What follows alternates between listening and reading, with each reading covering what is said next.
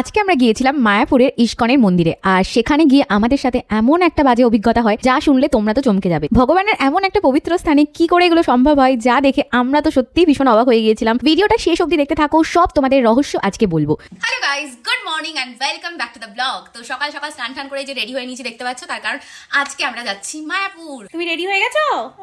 হ্যাঁ চলো চলো, বাই করে দাও সবাইকে, বলে বাই। হ্যাঁ বাই। আজকের দিনটা আমাদের কাছে একটু স্পেশাল, কারণ এটা তানির সাথে আমাদের প্রথম কোথাও ঘুরতে যাওয়া। এর আগে ডাক্তারখানা আর মামা বাড়ি ছাড়া তানিকে নিয়ে আমরা কোথাও কোনোদিনও যাইনি। আর তারপর সপরিবারে এই যে আমরা বেরিয়ে পড়েছি। তো আমরা অলমোস্ট মায়াপুরের কাছাকাছি চলেই এসেছি, আর একটু পরে মায়াপুরে ঢুকে যাবো। তো দুপুর তখন 12টা মতো বাজে, আর ফাইনালি আমরা পৌঁছে যাই মায়াপুরে। প্রতি বছর আমরা এই কার্তিক মাসে মায়াপুরে আসি। যারা তোমরা আমার ব্লগ আগে থেকে দেখো তারা কিন্তু জানো যে এই সময়টা আমরা মায়াপুরে আসবই বছরে একবার। কিন্তু এবারে যে আমাদের সাথে এরকম একটা ঘটনা ঘটবে যেটা আমরা ভাবতেই পারিনি। তো ভিডিওটা দেখতে থাকো, সব তোমাদের একটু একটু করে বলবো আমি। তো মায়াপুরে ঢুকে সবার প্রথমে একজনের সাথে এখানে দেখা হয়ে যায়। ইনি আমাদের ভিডিও সব সময় দেখেন, তাই তানিকে দেখে চিনতে পারেন। তো যাই হোক, এরপর আমরা চলে আসি মহাপ্রসাদ খেতে গদা ভবন বলে একটি জায়গায় মন্দিরের মধ্যেই। আর এই দেখো প্রসাদ খেতে এখানে কে বসে পড়েছে পাপার সাথে।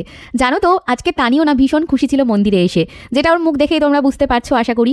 এই প্রথম আমাদের সাথে ঘুরতে বেরোলো তানি, যার আলাদাই একটা আনন্দ ওর চোখে মুখে আজকে সারাদিন ছিল। আর তার উপর তোমরা জানো যে তানি কিন্তু গুড়ুগুড়ু করতে খুব বেশি পছন্দ করে। আর এই দেখো প্রসাদ খেয়ে এবার আমরা যাচ্ছি গোশালাতে, আর তাই আমরা উঠে পড়েছি এখানে টোটোতে। তো গোশালাতে এসে আমরা এখানে সবার প্রথমে গোমাতাকে খাবার খাওয়াচ্ছি। আমি, ভাই, মা, অর্ঘ্য, অঙ্কুশ, বাবা, আমরা সবাই এক এক করে গোমাতাকে খাবার দিচ্ছি এখানে।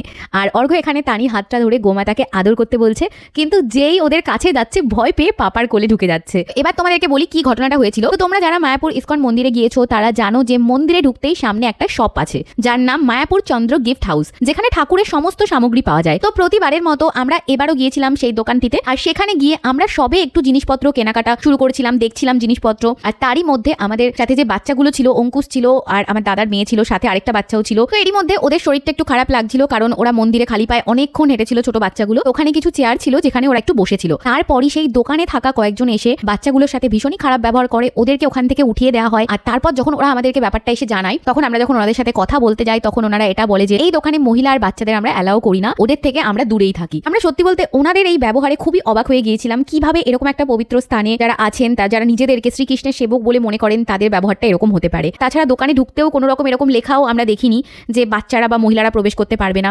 সত্যি বলতে এই মন্দিরের সাথে যুক্ত থাকা অনেক মানুষেরই ব্যবহার এতটাই খারাপ যে আমরা কি বলবো, সেদিন আমাদের এই অভিজ্ঞতাটা হয়েছিল। এরকম একটা ভক্তি স্থানে যা কখনোই আশা আমরা করতে পারি না। এমনকি একটা বাচ্চা শিশুর প্রতিও ওদের এই অসহিষ্ণু ব্যবহারে আমরা ভীষণ অবাক হয়েছি। তোমরাই বলো, যারা ঈশ্বরের সেবক রূপে নিজেদের জীবনকে সমর্পণ করেছেন তাদের কাছ থেকে কি সত্যি এমন ব্যবহার কাম্য? তোমাদের মধ্যেও কি মায়াপুরে গিয়ে কারোর এরকম কোনোদিনও কিছু অভিজ্ঞতা হয়েছিল? যদি হয়ে থাকে কমেন্টে অবশ্যই জানিও।